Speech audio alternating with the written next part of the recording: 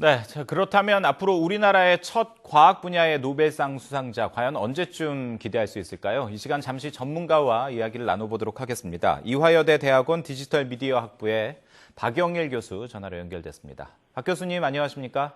예, 안녕하십니까? 네. 카이스트 유룡 연구단장이 올해 노벨 화학상 후보로 이제 거론되면서 좀 기대를 모았던 게 사실인데 다음을 기약하게 되는 그런 상황이 됐습니다. 먼저 올해 노벨 화학상 어떤 그 연구 성과에 돌아갔는지 그거 잠깐 짚고 넘어갈까요? 예, 국민들께서 사실 우리 한국의 최초의 노벨 과학상에 대해서 큰 기대를 했는데 이루어지지 못해서 저를 비롯해서 모두 안타까운 마음 그만 쏟습니다. 이번 노벨 화학상은 미국의 에릭 베치그, 윌리엄 매너 이 두 분하고 독일의 슈세판 힐 이렇게 세 분이 수상하게 됐는데요. 네. 이들이 수상하게 된 그 연구 결과는 나노스코피라고 하는 기술입니다. 그러니까 나노 단위를 잘 들여다볼 수 있는 기술이라는 건데요. 네. 형광 물질을 이용해서 현미경으로 나노미터의 그 물질들을 나노미터면 10억분의 1미터인데 그렇게 아주 작은 물질들, 세포 단백질 이런 것들까지 잘 관찰할 수 있게 하는 그 획기적인 기술이라 하겠습니다. 예, 그렇군요. 그동안에 이제 노벨상도 여러 분야가 있지 않습니까? 과학 분야가 아닌 노벨 문학상에 우리나라 문인이 거론된 적은 있었습니다만 이렇게 유룡 단장이 비록 수상은 못했습니다만 노벨 화학상에 유력한 후보로 올랐다는 것 이것도 좀 평가해 볼 만하지 않을까요? 어떻게 생각하십니까? 그렇습니다.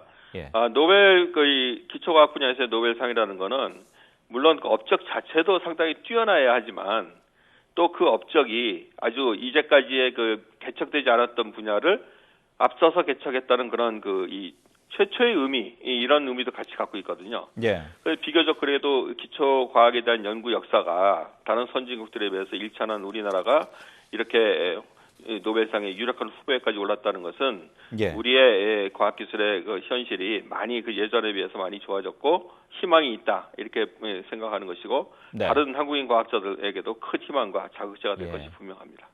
예, 기초과학 분야에서 우리나라의 짧은 역사에 비해서 큰 성과다 이렇게 좀 볼 수 있을 것 같은데요.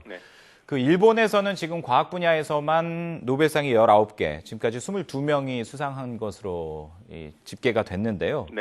물론 이제 모든 연구 성과의 척도를 노벨상으로만 볼 수는 없는 것 아니냐 이렇게 말씀하시는 분들도 있겠습니다만 사실 부러운 마음도 드는 것도 사실인 것 같습니다.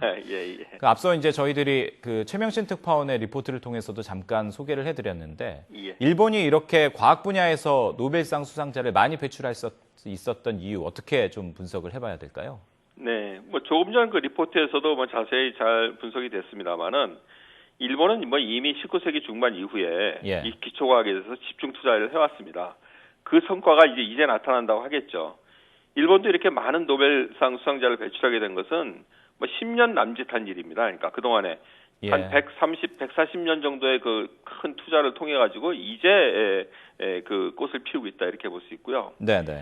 또 일본은 그 독특한 문화가 있습니다. 어느 한 분야에 대해서 심지어는 대를 이어서까지 아주 집중하는 하나에 집중하는 그러한 그 일본의 그 장인 정신이랄까 그런 문화가 있는데 이런 것들도 아마 큰 그 밑거름이 됐다고 하겠습니다.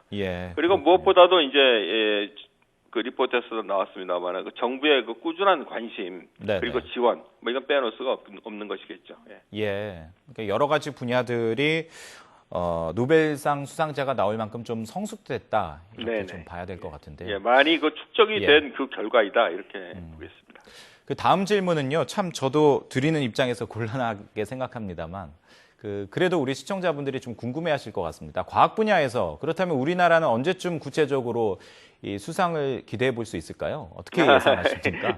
그건 뭐라고 말씀드리기가 상당히 어려운 분야이고 또 다들 또 열심히 기대를 하고 있는 그런 분야 그런 질문이기도 합니다. 그런데 언제라고 이렇게 단적으로 말씀드리기는 참 어려운데 이런 것을 한번 생각해 보시면 어떨까 합니다. 이제 우리가 그래도 과학 기술에 신경을 쓰게 된 게 한 50년인데 그동안은 우리가 사실 이제 압축 경제 성장하느라고 힘들지 않았습니까? 열심히 선진국을 캐치업하느라고 그러다 보니까 그동안에는 결국 이 단기적으로 좀 이익이 나는 목전에 여러 응용 분야가 있는 분야에 열심히 할 수밖에 없었다.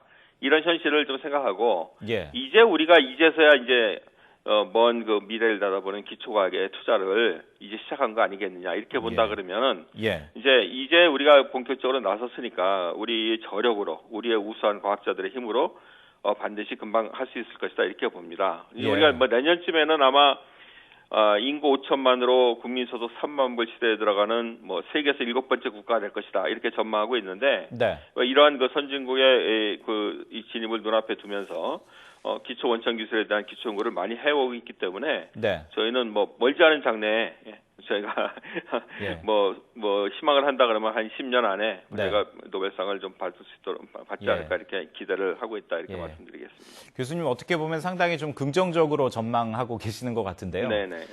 그 한편으로는 그 우리나라의 기초과학 뭐 홀대론 그런 이야기도 나오고 있는데 그 우리나라가 이렇게 노벨상을 수상하기 위해서는 그렇다면 어떤 부분에 대한 지원, 노력이 필요하다고 보십니까? 네, 물론 그것은 뭐 기초과학자들 혼자서 할 수 있는 것도 아니고 기초과학자들이 끈기 있고 열정적으로 그 연구하는 것에다가 정부나 사회에서 그것을 잘 도와줘야 되겠죠. 무엇보다도 가장 중요한 거는 아까 말씀드린 대로 어떻게 단기적인 그 목전의 이익보다는 근본적인 그 호기심을 해결해 간 연구를 오랜 기간 동안에 장기간으로 자율적으로 할 수 있는 그런 여건 조성이 가장 중요하다고 봅니다. 일본처럼.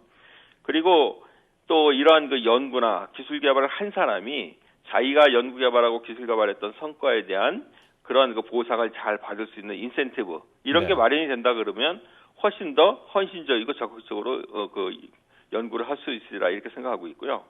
그다음에 이제 지속적이고 장기적인 이제 풀뿌리 기초 연구 그러니까 즉 아까도 나왔습니다만 지방이든 어디든 어느 곳에서든 자기가 원하는 연구를 장기간 성과 나올 때까지 할 수 있는 그러한 그 지원 시스템을 만들고 거기에 투자를 하는 것, 이 자율적인 연구 풍토를 조성하는 것 이것이 중요하다 하겠습니다. 그렇습니다.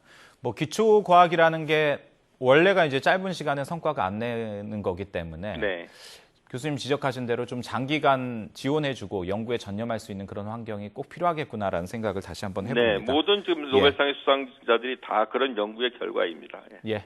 이화여자대학교 대학원 디지털 미디어 학부의 박영일 교수와 함께 이야기 나눠봤습니다. 교수님 오늘 말씀 잘 들었습니다. 네, 감사합니다.